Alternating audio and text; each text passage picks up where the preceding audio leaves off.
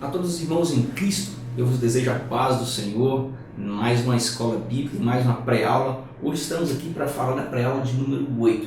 Eu quero iniciar, como sempre, mandando um grande abraço às pessoas que nos escutam, que assistem nossos vídeos, que nos ajudam a divulgar. E essa semana eu tive a felicidade de ter muitos amigos conosco aqui no nosso canal. Quero mandar um abraço ao Fernando Aquino, que também está montando uma pré-aula. Isso é muito bom para que possa continuar divulgando DVD. Quero mandar um abraço ao Mário Pires dos Reis, também a Luciene Vaz, ao Oséias Nunes, ao meu amigo Pedro Gugel e também a Dalva Dantas. Eles tiveram compartilhamento, escreve abaixo da nossa lição e com certeza eu não poderia esquecer de mandar um abraço para vocês. Nós estamos mais uma vez aqui direto da IBP, Escola de Professores em Foco, aqui da ADTO, Assembleia de Deus, Ministério Teoflotone. Hoje nós vamos falar de uma lição muito boa, a lição de número 8, e traz como título Encontrando o Nosso Próximo. A leitura bíblica em classe dessa lição está em Lucas 10, do versículo 25 ao versículo número 37. É importante você ler, é importante você entender, para você levar um conteúdo e você ter um norte, um norteamento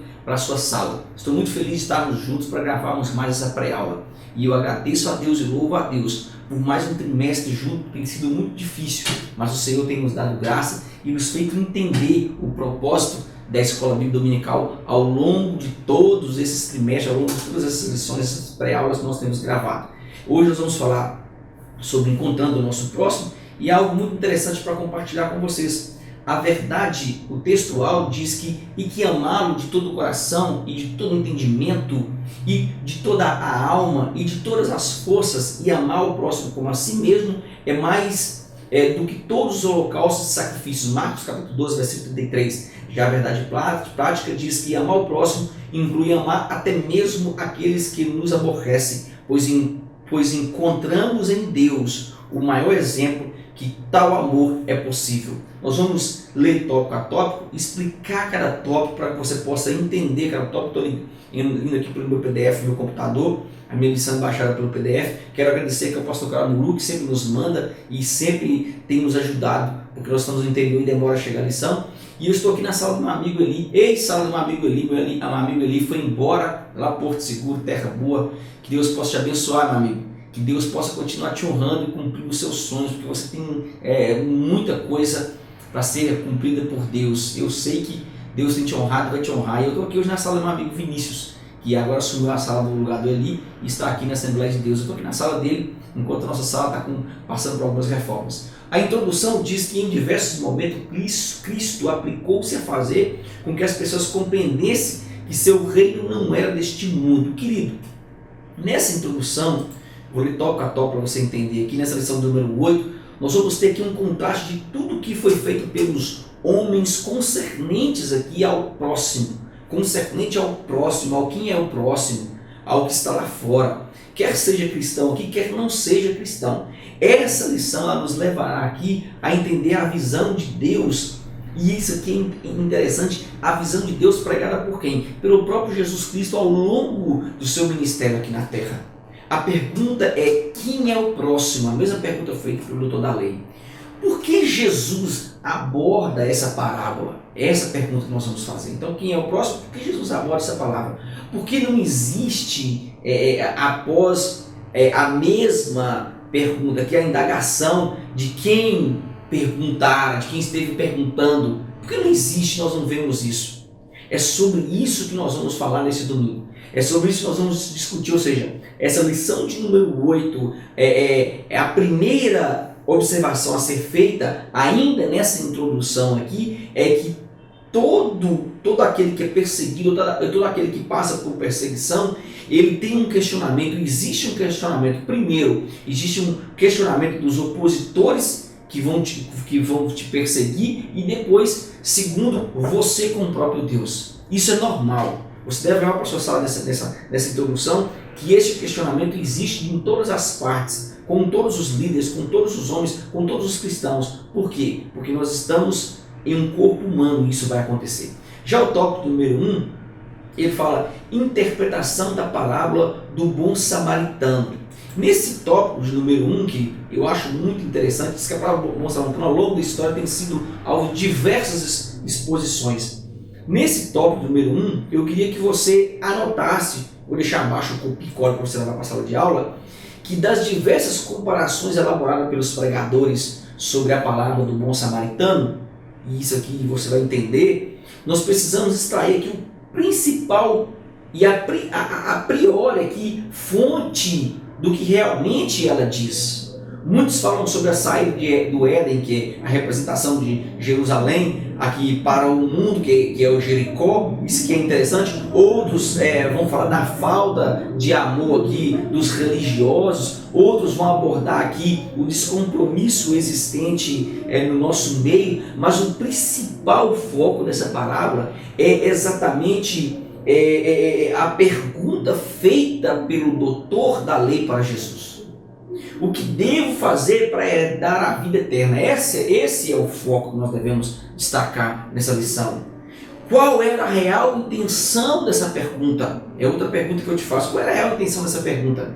Eu quero que você faça isso para o seu aluno. É preciso entender que o real sentido dessa parábola, para não atrairmos, não atribuirmos ao texto alguns objetivos que ele não tem. Isso deve ficar claro, ok? Nesse tópico de número 1. Já o tópico de número 2 da nossa lição, ele vai falar assim, pondo Jesus à prova ou tentando. Dentro desse tópico, você vai falar que a didática de Jesus sempre foi feita de maneira perfeita.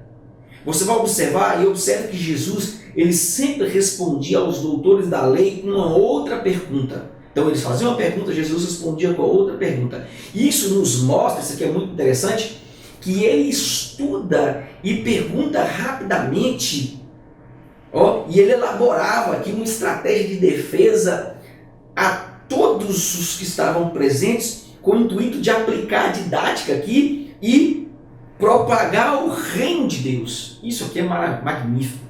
Os escribas, eles esperavam que Jesus falasse em algo e se expressasse em alguma ideia que viesse a discordar aqui das tradições judaicas, principalmente aqui esse doutor da lei. Ele esperava que Jesus viesse a discordar da tradição judaica.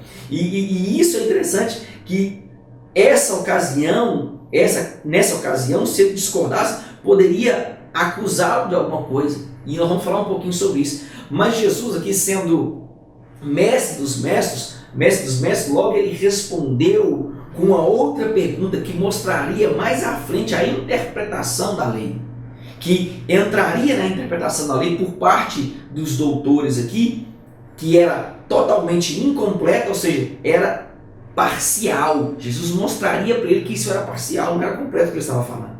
Ok? Já no tópico de número 3, dando continuidade aqui, nós vamos abordar como lês. E essa resposta já inicia com uma pergunta, algo muito interessante para você falar dentro desse tópico. Por que, pastor Elias?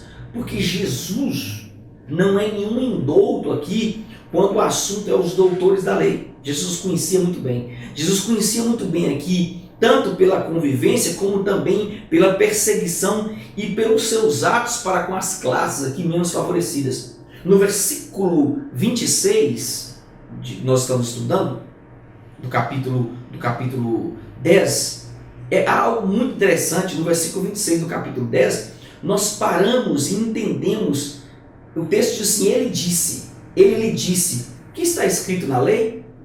Como lês? Isso aqui é muito interessante, porque o doutor da lei, então, recita aqui, ele vai recitar aqui a oração hebraica, conhecida como Shema. E o Shema é tão interessante que é um texto que todo judeu fiel, ele pronunciava, recitava 2 vezes ao dia. Ele recitava pela manhã, que é uma prece chamada Shacharet, e após, no anoitecer, é o que nós chamamos de Arvit. Ele fazia essa prece 2 vezes ao dia. Ele vai responder aqui com a total certeza de conhecimento, usando a afirmação que realmente existe um único Deus e que nós devemos amar o próximo como a nós mesmos. Mas será que existia a prática do que ele estava falando? Eram as perguntas que devem ser feitas dentro dessa lição. Será que realmente existia a prática para ele fazer essa pergunta para Jesus?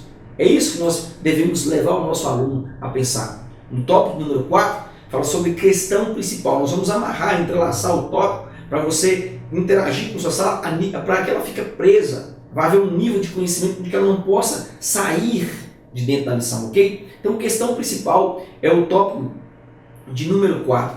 Dentro desse tópico de número 4, você vai abordar que a insatisfação do doutor nos revelará seu principal sentimento. Possivelmente ele pensou que Jesus defenderia aqui seus discípulos, como era costume de muitos mestres naquele tempo. Isso era muito comum. Ou então ele fosse defender a comunidade dos menos favorecidos, o que levaria aqui à condenação, como eu falei há 2 tópicos atrás, por sedição. O que é a sedição? É revolta, rebelião por massa contra a autoridade estabelecida. É crime. Era um crime contra a segurança de um país. Mas Jesus quebra todas as classes, e aqui quebra todos os paradigmas que o doutor da lei pensavam ser corretas. De que maneira que ele faz isso? Ele o leva a de um nível carnal para um nível espiritual, desvendando o que muitos não enxergavam naquele período, inclusive os religiosos. Jesus cita essa parábola aqui, que isso aqui é muito interessante, justamente para nos mostrar o apego que o doutor da lei tinha à própria lei. E isso é muito interessante. Isso é exibido quando ele cita o texto de Deuteronômio 6, o versículo de número 5, anexado aqui a Levítico 19, o versículo 18. Ele junta esses 2 textos da lei e diz: amarás Deus acima de todas as coisas e o próximo. Mas quem é o próximo? É essa a questão. Você que ele conhecia bem da lei, mas o questionamento do próximo fica no ar, e é sobre esse próximo que nós vamos entender agora. É sobre esse próximo que nós estamos estudando. O tópico de número 2 vai falar sobre compaixão e caridade, são intrínsecas à fé salvadora. Entenda uma coisa, Jesus, ao usar o termo moveu-se de compaixão, algumas traduções diz, ou teve aqui piedade em algumas traduções, ele quebra totalmente aqui o farisaísmo usado na pergunta pelo doutor da lei, quem é o próximo? Ele quebra o farisaísmo. Por quê? Isso ocorreu porque Jesus tinha uma mentalidade rápida, como nós pessoas devemos ter. Mas isso ocorreu porque os judeus eles limitavam o significado do termo próximo, aqui no grego é pleision, e não pode ser confundido aqui de maneira nenhuma com a raiz hebraica reake. Por quê? Que significa irmão de sangue. Reake significa irmão de sangue. Jesus usa o termo exato para que não houvesse confusão. Ele vai usar pleision para não haver confusão. O próximo aqui para os judeus eram os integrantes da própria nação. Eram os que estavam ali dentro do costume judaico, exceto os samaritanos, exceto os estrangeiros. Isso era fora. Então Jesus redefine a palavra reática e não aplica reática, coloca aqui pleision, dizendo irmãos como todos. Ele vai redefinir a palavra, ampliando o significado da palavra. Próximos são todos aqueles que estão ao seu redor. E isso aqui é muito interessante. Você deve falar nesse tópico número 2. Item 2, do tópico 2, nós vamos abordar aqui, ele vai abordar cuidado. Dentro desse tópico, querido, sobre cuidado, você vai falar que ao aproximar-se do homem caído, o texto é enfático aqui em dizer que o samaritano toca em suas feridas. Isso nos mostra que o cuidado com o próximo está entrelaçado em não observar aqui a posição, em não observar tampouco as suas vestes, mas em ter o cuidado especial com a imagem de Deus existente em todos os seres humanos dessa terra. Isso aqui é muito profundo. Não existe demonstração de cuidado sem a prática. Assim como também não existe amor sem compaixão. Estão entrelaçados uma coisa com a outra. Isso deve ser o cerne de todos os cristãos, de todos os homens, seja cristãos ou não, deve ser o cerne, pois todos nós somos imagem e semelhança do Altíssimo, imagem e semelhança de Adonai. Isso deve estar em nosso coração, deve estar intrínseco na nossa alma, o amor ao próximo. É isso que você vai falar. Tópico de número 3, dando continuidade aqui, ele vai falar sobre caridade. E dentro desse tópico de número 3, querido, quando nós falamos sobre caridade, Mateus 5, o versículo de número 48 diz assim: se alguém o forçar a caminhar com ele 1 milha, vá com ele 2. Essa instrução de Jesus aos discípulos já nos mostra o quanto ele pregava a caridade. Jesus é realmente um especialista em quebrar protocolos, em quebrar paradigmas. E isso seria demonstrado logo em seguida em Mateus 5:43, 2 versículos depois. Ele diz: eu, porém, vos digo, amai os vossos inimigos e orai por aqueles que vos perseguem. Isso aqui é interessante. Por que, pastor Elias? Para você aplicar nessa lição, Jesus ele universaliza esse mandamento. Deve-se amar aos adversários e não só aos próprios amigos. É isso que Jesus está falando. Ou a nação, como pensava aqui os judeus. De maneira nenhuma.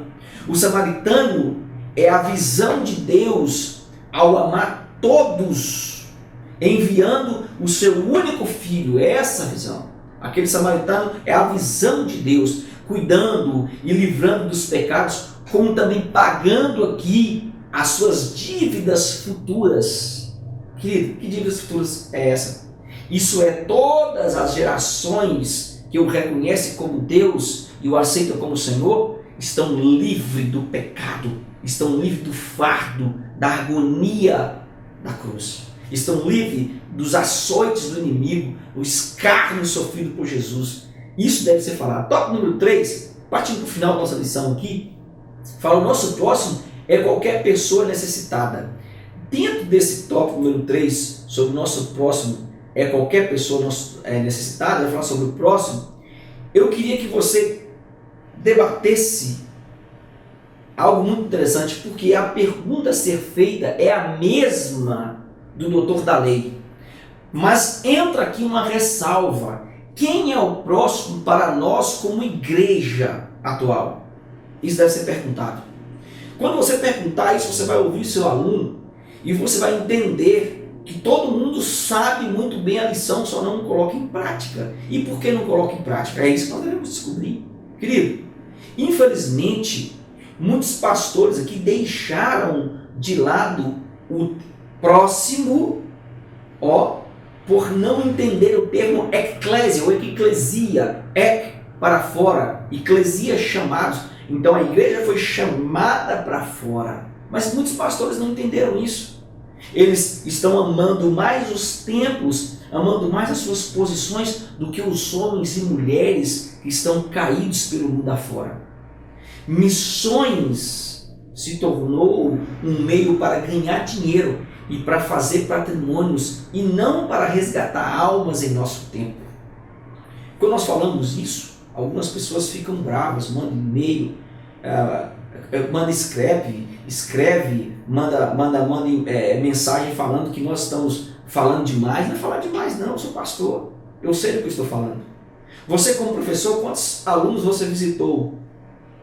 Há alunos seus que estão enfermos que você nem sequer sabe. E vamos começar de nós como professores, depois vamos partir para o pastorado.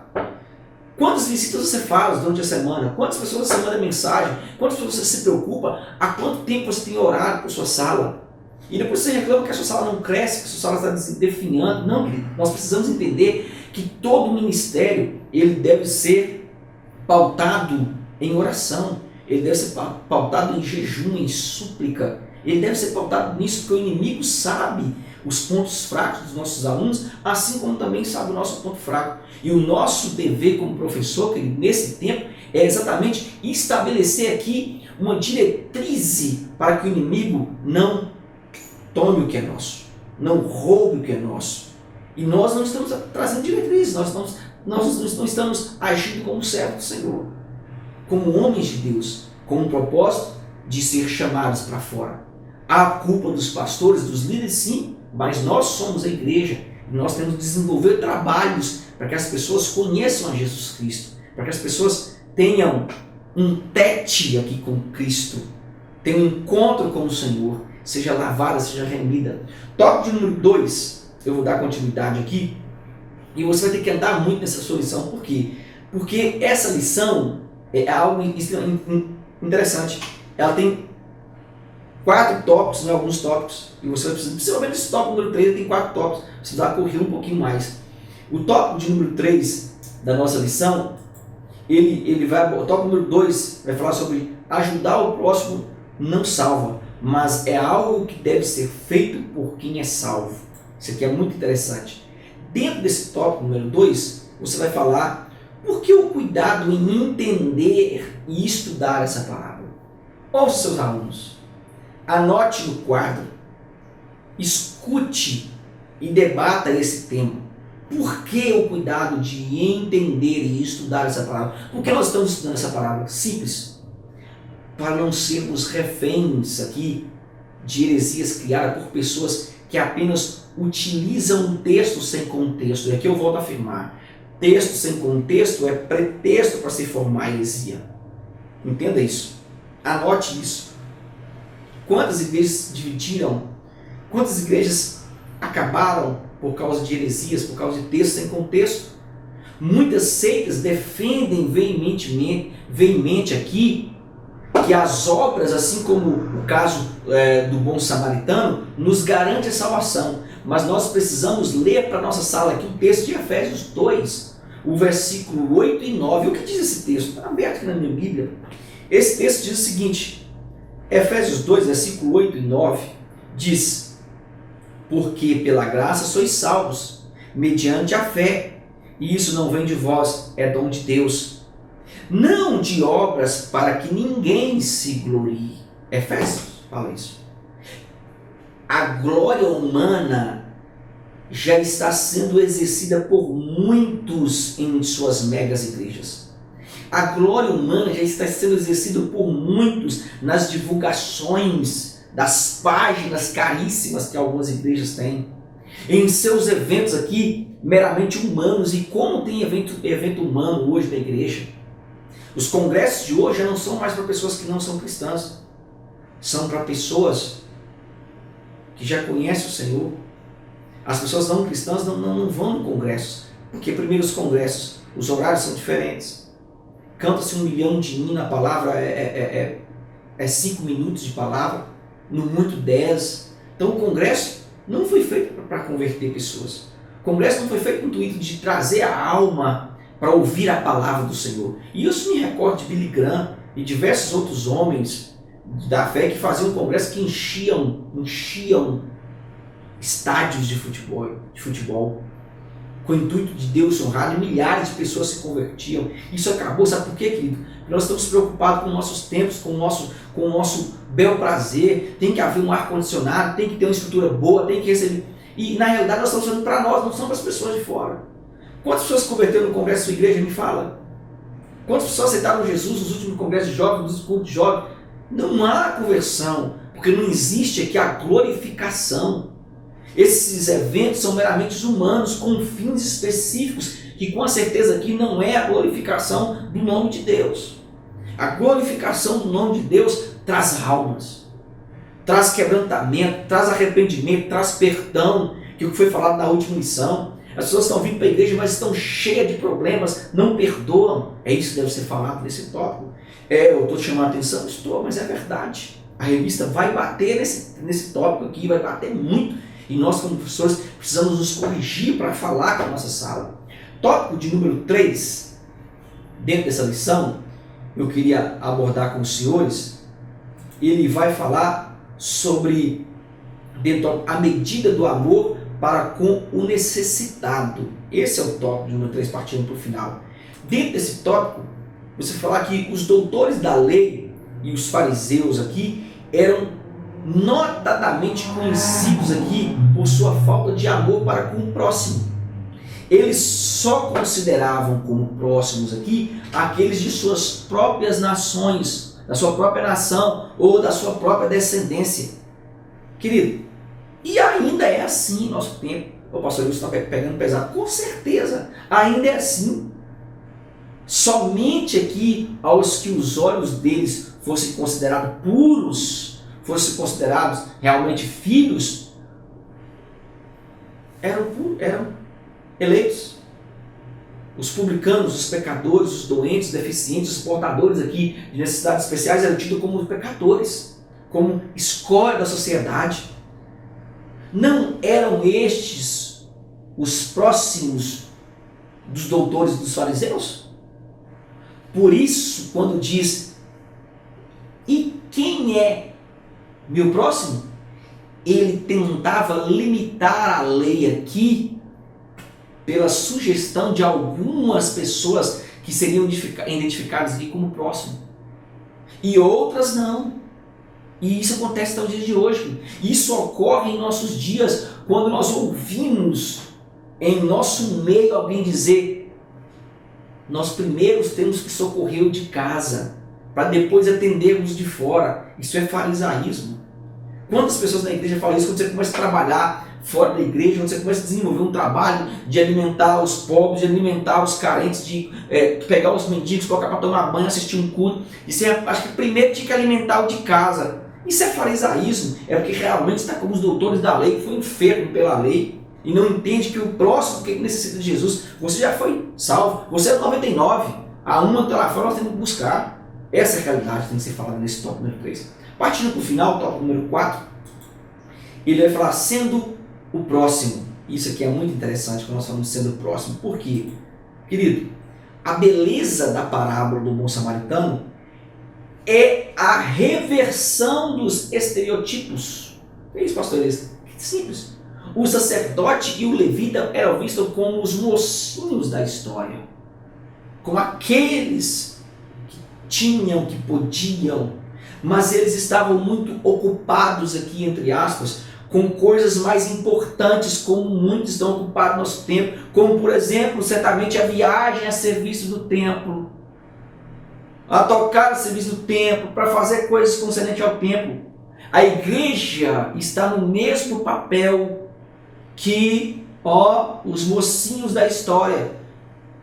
A igreja é a mocinha deste tempo, e a pergunta continua: quem é o nosso próximo? Simples, simples, simples, simples. Traduzir para você: todos que estão em completo descaso nas instituições de assistência social, como asilo, os abrigos, nas ruas, nos prostíbulos. Isso é, todos que não conheceram aqui e não foram conquistados por Jesus de Nazaré. Eu acho magnífico ver a ação social. A ação social não leva ninguém para o céu, com certeza não, mas mostra que a igreja realmente tem o céu dentro dela. Essa é a verdade. Eu quero mandar um grande abraço às pessoas que fazem assistência social, com o pessoal de Brasília, com os meus amigos aqui da minha igreja, aqui, os meninos aqui da igreja, com uns jovens aqui maravilhados com a ação social, voltam maravilhados. Isso é bênção.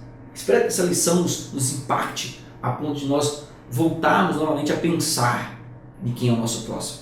E que Deus te abençoe e te dê muita graça para você lecionar essa lição. Foi rápido, foi muito rápido, mas nós sabemos que ainda tem muito para ser falado na nossa sala de aula. Você vai anexar seu pensamento junto ao meu pensamento, que eu vou deixar abaixo, copia e cole, e vai levar para a sua sala de aula. E eu tenho certeza que Deus vai falar muito através dessa aula. E afim do Shalom, grande beijo no coração e até a próxima pré-aula.